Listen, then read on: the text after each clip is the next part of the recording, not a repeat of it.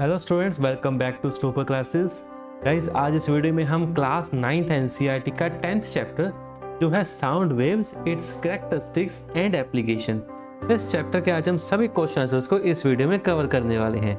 Students, ये questions हमें दिए हैं एक्सप्लोरेशन बुक के पेज नंबर 204 के ऊपर रिवाइज, रिफ्लेक्ट एंड रिफाइन के पोर्शन में, जिसमें पहले क्वेश्चन में हमसे पूछा है which observation best support the idea that sound is a mechanical wave. तो हमें पता है साउंड क्या है, एक मैकेनिकल वेव है। क्यों एक मैकेनिकल वेव है? बिकॉज मैकेनिकल वेव की एक प्रॉपर्टी होती है कि उसे किसी तरह का कोई मीडियम चाहिए होता है ट्रैवल करने के लिए। हो सकता है वो मीडियम सॉलिड हो सकता है वो लिक्विड हो या फिर गैसियस हो। तो साउंड हमें पता है साउंड वैक्यूम के अंदर ट्रैवल नहीं कर सकती। जैसे कि हमारी स्पेस है तो स्पेस में किसी भी तरह की साउंड ट्रैवल नहीं करती, रीजन बीइंग वहां पर कोई भी एयर पार्टिकल्स प्रेजेंट नहीं है। सो इस बिहाफ पे हम कह सकते हैं कि साउंड जो है उसे एक मीडियम चाहिए प्रोपगेट होने के लिए। तो हमारा करेक्ट ऑप्शन जो है वो सेकंड ऑप्शन है, जो लिखता है sound needs a medium to propagate, जो एक बेसिक प्रॉपर्टी है किसी भी मैकेनिकल वेव की। इसके बाद बढ़ते हैं टू अवर सेकंड क्वेश्चन, जिसमें लिखा है for a sound wave to propagate in a medium increasing its frequency will increase its. तो पहली ऑप्शन है वेवलेंथ, सेकंड है स्पीड, थर्ड है नंबर ऑफ कंप्रेशंस पर सेकंड या फिर टाइम पीरियड। तो देखो स्टूडेंट्स, जो फ्रीक्वेंसी है एंड वेवलेंथ है इनका इनवर्स रिलेशन है, यानी कि frequency is equal to 1 upon wavelength यानी कि लैम्डा। तो हमारी फ्रीक्वेंसी के बढ़ने से वेवलेंथ जो है वो रिड्यूस हो जाएगी, बट हमें क्या ऑप्शन में मार्क करना है, क्या चीज इंक्रीज होने वाली है। तो फर्स्ट ऑप्शन यहाँ पर एलिमिनेट हो जाती है। सेकेंड ऑप्शन हमारे पास क्या है, स्पीड। तो देखो अगर हम ये फॉर्मूला लगाएं जहां पर speed is equal to frequency into wavelength, ये जो है एक बेसिक फॉर्मूला है जो हमारी स्पीड निकालने का। तो स्पीड जो है इस केस में क्या रहने वाली है, कांस्टेंट रहने वाली है। तो speed does not change, it only depends on the medium. तो हमें पता है गैसियस स्टेट में जो स्पीड है वो सबसे ज्यादा होती है, then comes the liquid state, and सबसे कम स्पीड किस में होती है, सॉलिड्स में होती है। तो यहाँ पर फ्रीक्वेंसी का स्पीड के साथ किसी भी प्रकार का कोई रिलेशन नहीं है।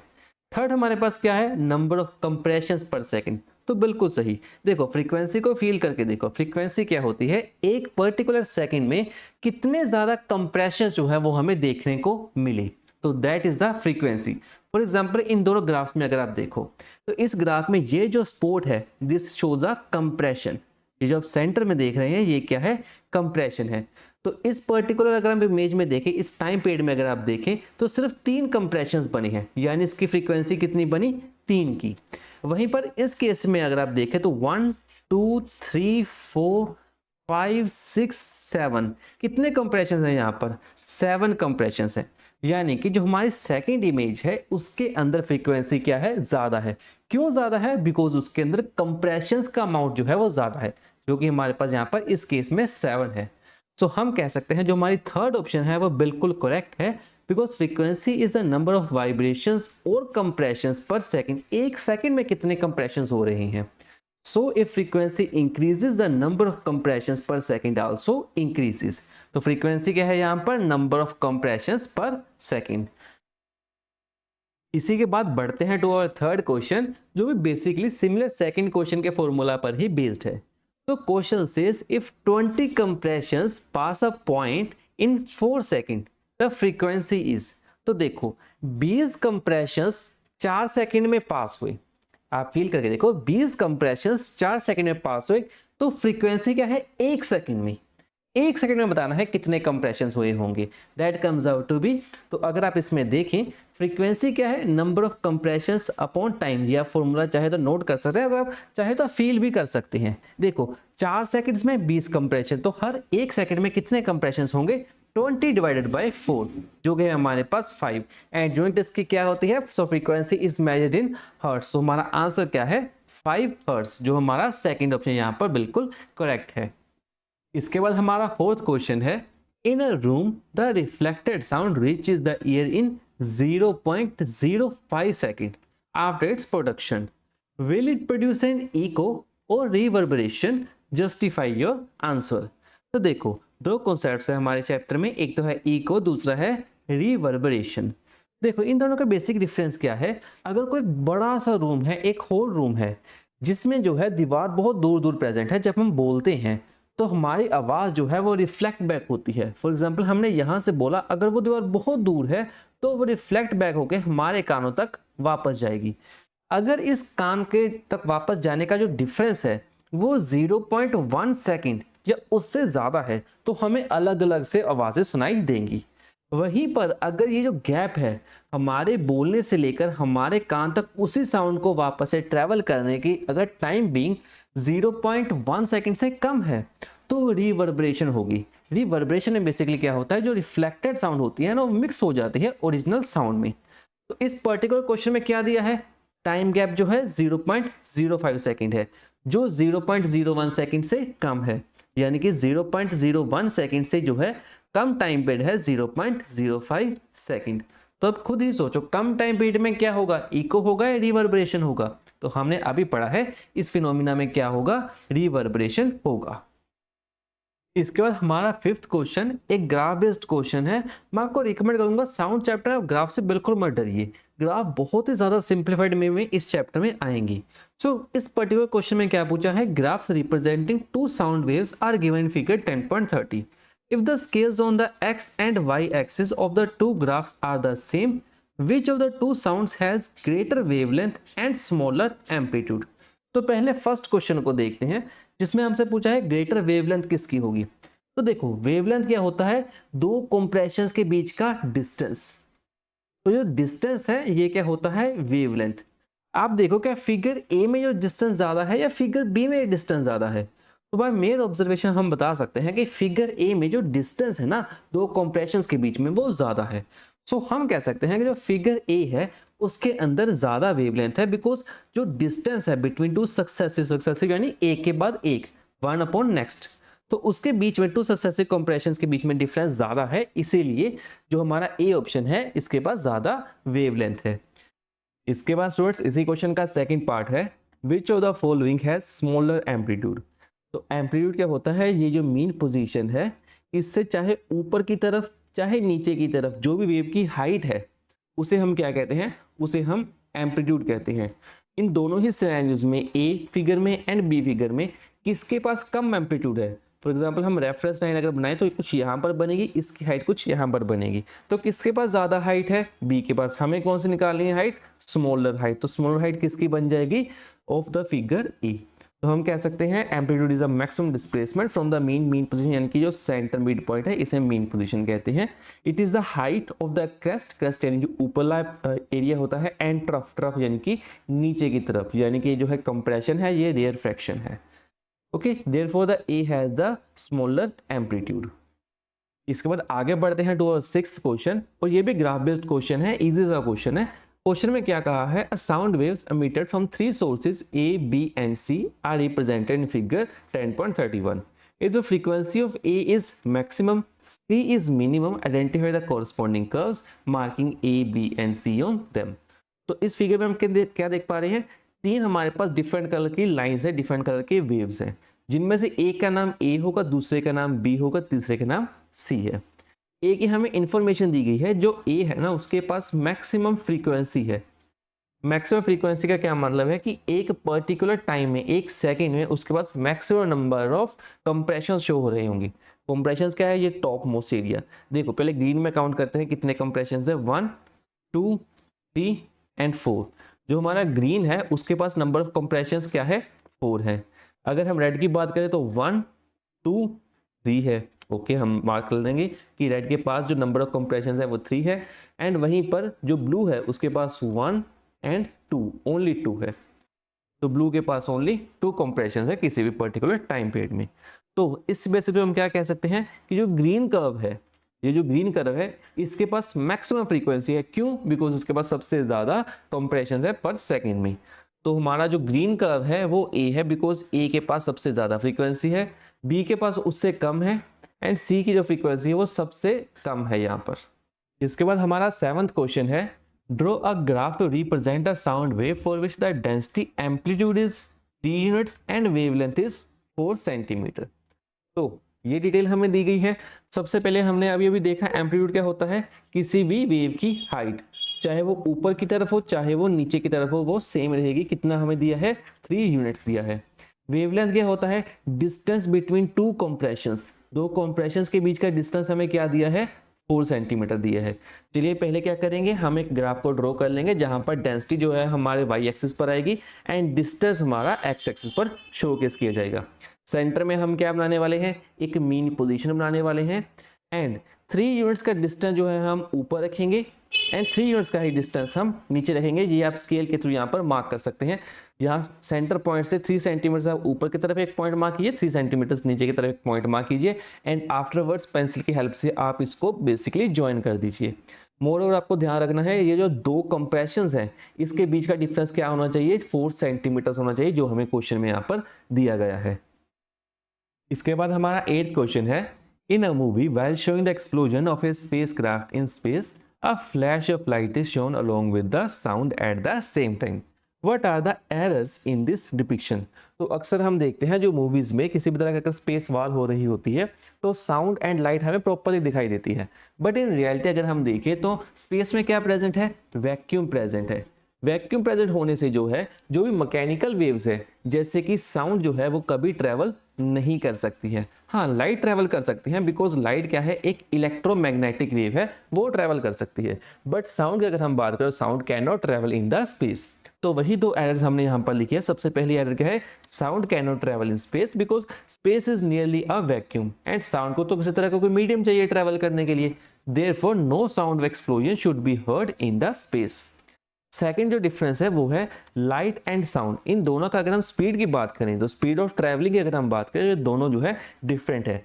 Even the sound could travel, अगर साउंड ट्रैवल कर भी पाती तब भी जो लाइट है वो बहुत फास्टर ट्रैवल करती है देन साउंड से, therefore they would not be seen and heard at the same time. इन दोनों में डिफरेंस हो जाता, गैप हो जाता। जैसे हम थंडरिंग के केस में देखते हैं तो पहले जो है हम लाइटिंग देखते हैं, उसके बाद बादल के गरजने की हमें आवाज़ सुनाई देती है।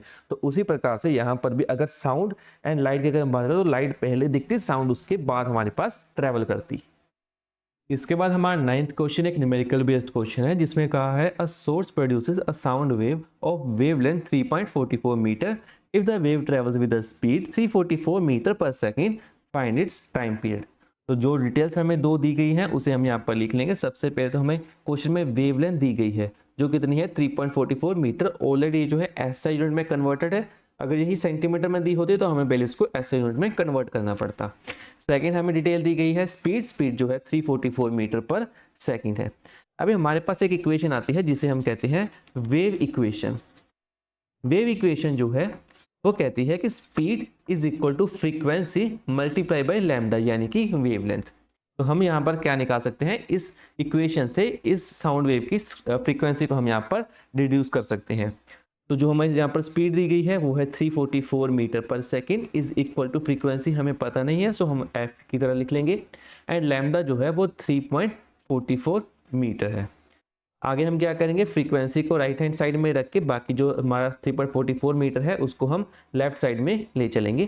तो क्या आएगा? 344 डिवाइडेड बाय 3.44, जो डेसिमल है वो कट होकर यहाँ पर 100 बन जाएगा, यानी कि फ्रीक्वेंसी इस केस में क्या आने वाली है? तो frequency is equal to 100 hertz. अभी हमारे पास फ्रीक्वेंसी आ गई तो हम टाइम पीरियड बहुत इजीली रिड्यूस कर सकते हैं। टाइम पीरियड क्या होता है? 1 अपॉन फ्रीक्वेंसी। तो time period is equal to 1 upon frequency यानी कि 1 अपॉन 100। सो टाइम पीरियड इस केस में क्या आने वाला है? 0.01 सेकेंड एंड इसी टाइम पीरियड को हमने यहाँ पर फाइंड करना था जो आ चुका है 0.01 सेकेंड्स। इसके बाद हमारा 10th क्वेश्चन है A ship searching for a sunken ship sent a sonar signal and detected an echo after 5 seconds. If ultrasonic wave travels at speed 1525 meter per second in seawater approximately, how far in the ocean is the wreckage of the sunken ship located? तो देखो हमने क्या किया, अपने ship के through एक sunken ship यानी जो डूब चुकी शिप है उसके तरफ एक हमने सिग्नल को भेजा। सिग्नल भेजने पर एक हमें यहाँ पर रिटर्न जो है इको सुनाई दिया। टोटल ये जो टाइम लगा ये कितना लगा हमारे पास? 5 सेकंड, यानी सिग्नल भेजने के 5 सेकंड बाद हमें वो सेम वॉइस जो है वापस सुनाई देती है। तो अगर हम बात करें तो सिंगल साइड में यानी कि इस टाइम पर कितना टाइम पीरियड लगा होगा, यानी सोर्स से लेकर इस संकर शिप तक पहुंचने में कितना टाइम लगा होगा? 2.5 सेकंड। फिर 2.5 सेकंड्स क्या लगे होंगे? उसको वापस वहां तक पहुंचने के लिए लगे होंगे।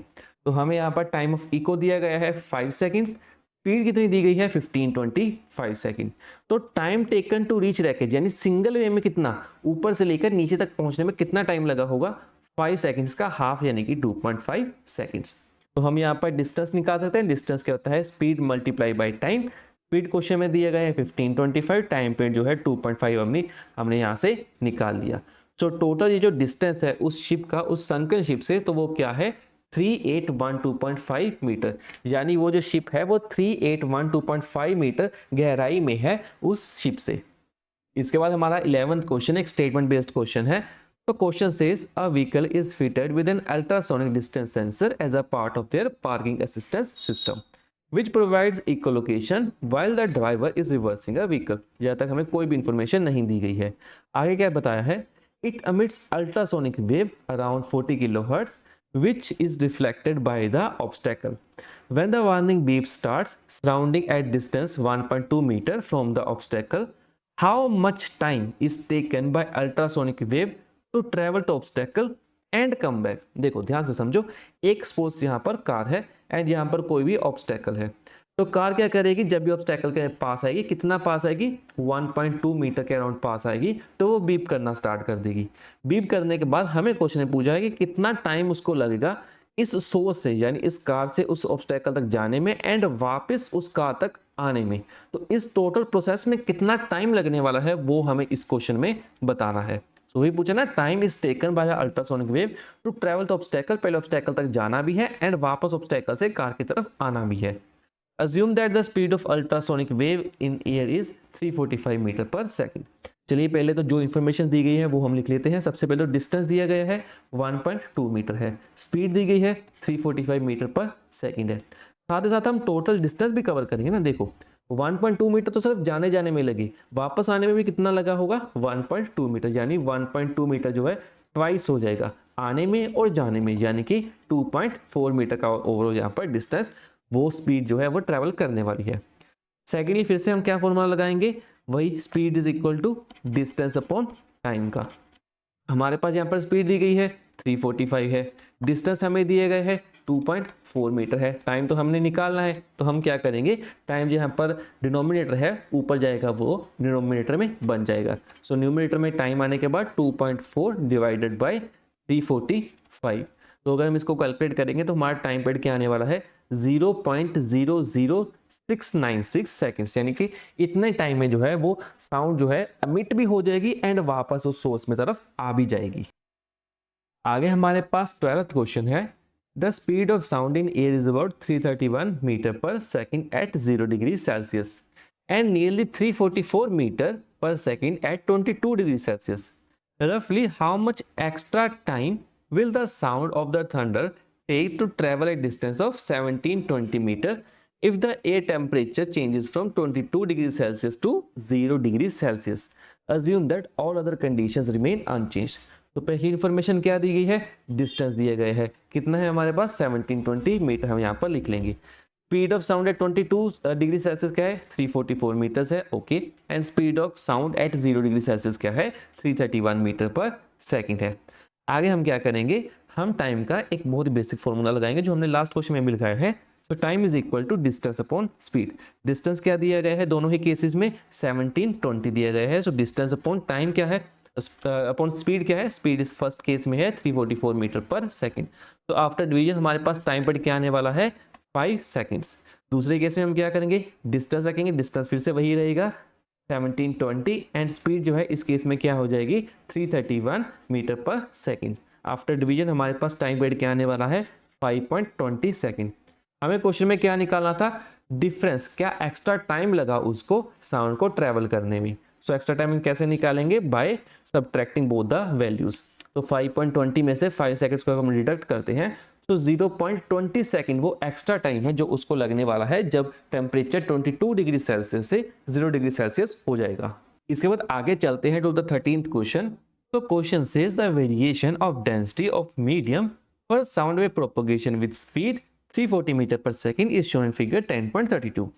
Calculate the wavelength and frequency of the sound wave. देखो सबसे पहले हम क्या कैलकुलेट करने वाले हैं, हम कैलकुलेट करेंगे इसका वेवलेंथ। अगर आपको ध्यान हो तो मैंने वेवलेंथ में क्या बताया था, it is the distance between two successive यानी कि पास पास में दो भी कोई भी सक्सेसिव कंप्रेशंस, तो दो कंप्रेशंस के बीच का डिस्टेंस क्या होने वाला है, वेवलेंथ होने वाला है। इस सिनेरियो में अगर आप देखो तो कंप्रेशंस में क्या होगा, पार्टिकल्स पास पास आ जाएंगे, यानी कि यहाँ पर क्या है, पार्टिकल्स पास पास है।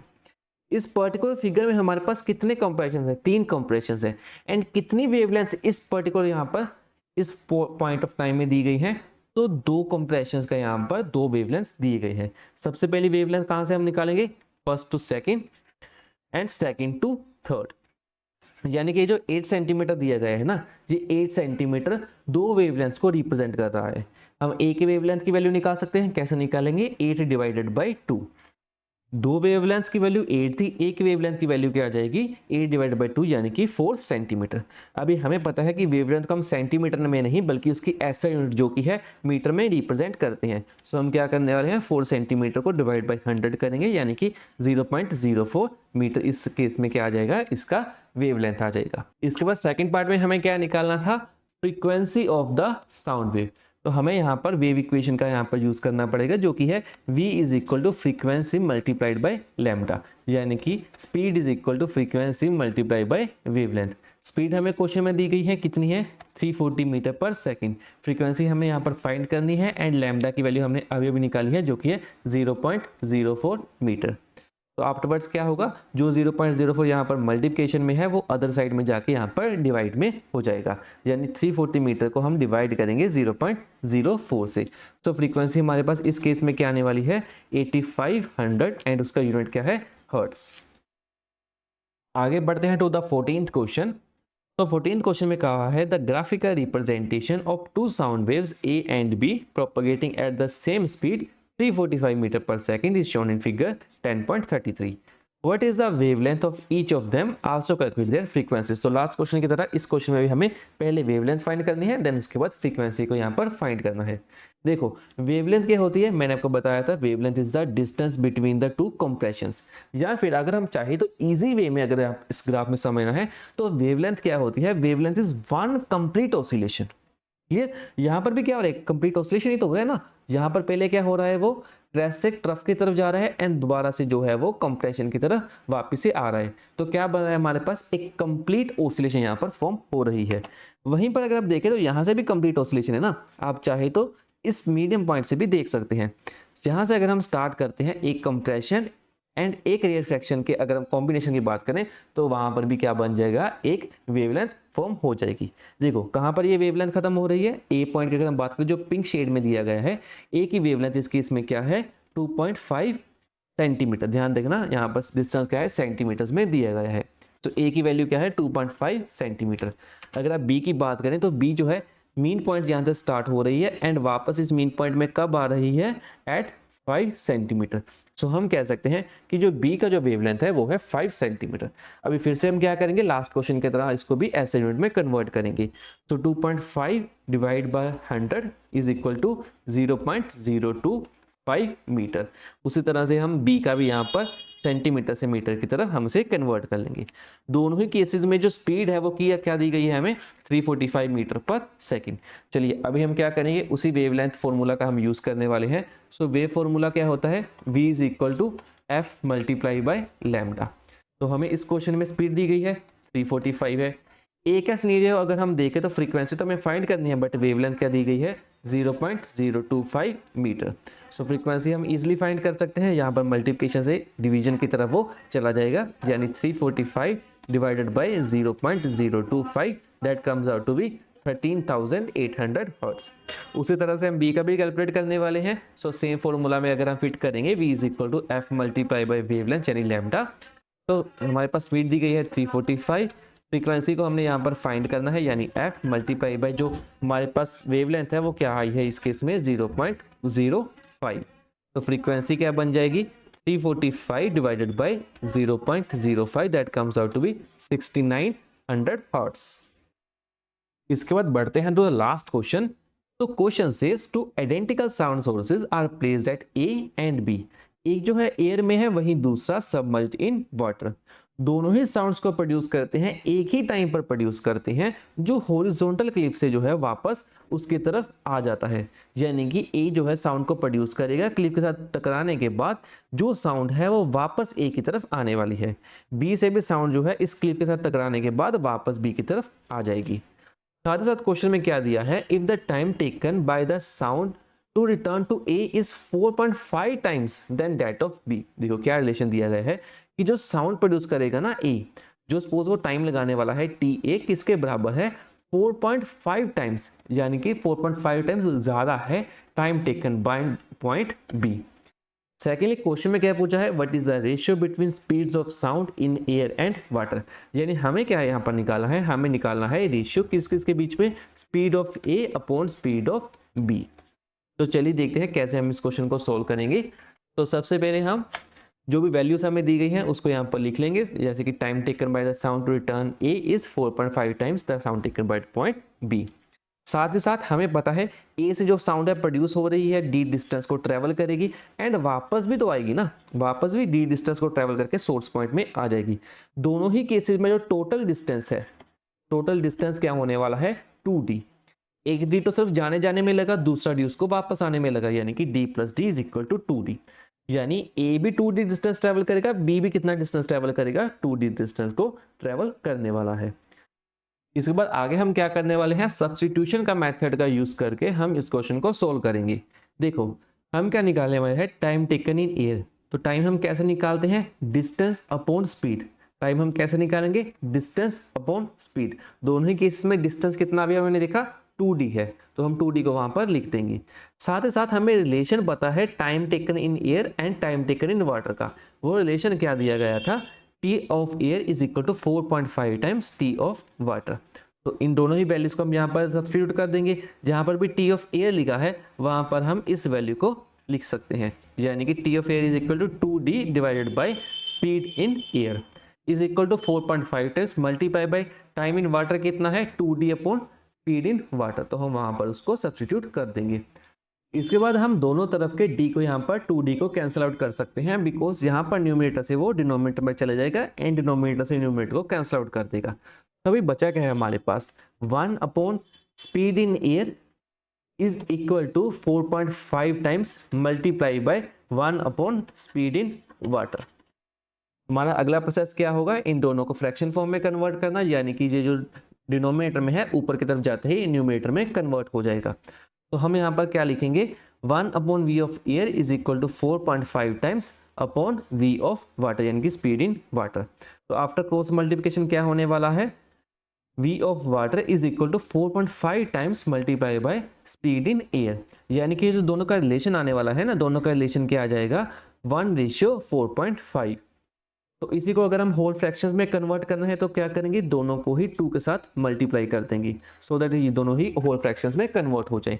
2 multiply by 1 is equal to 2, 4.5 को अगर हम 2 के साथ मल्टीप्लाई करेंगे तो वो आ जाएगा 9। यानी कि दोनों ही स्पीड का रेशियो क्या आने वाला है एयर एंड वाटर के बीच में इज इक्वल टू 2:9। एंड इसी इक्वेशन को हमें यहाँ पर रिड्यूस करना था, जो इस क्वेश्चन में हमने बहुत अच्छे से कर लिया है। एंड स्टूडेंट्स इसी के साथ हमारा ये चैप्टर जो है यहीं पर खत्म होता है। आई होप आपको सभी न्यूमेरिकल्स एंड ग्राफ्स अच्छे से समझ आए होंगे। मैं मिलता हूँ आपसे किसी और नई वीडियो में, तब तक के लिए स्टे हाइड्रेटेड, स्टे सेफ।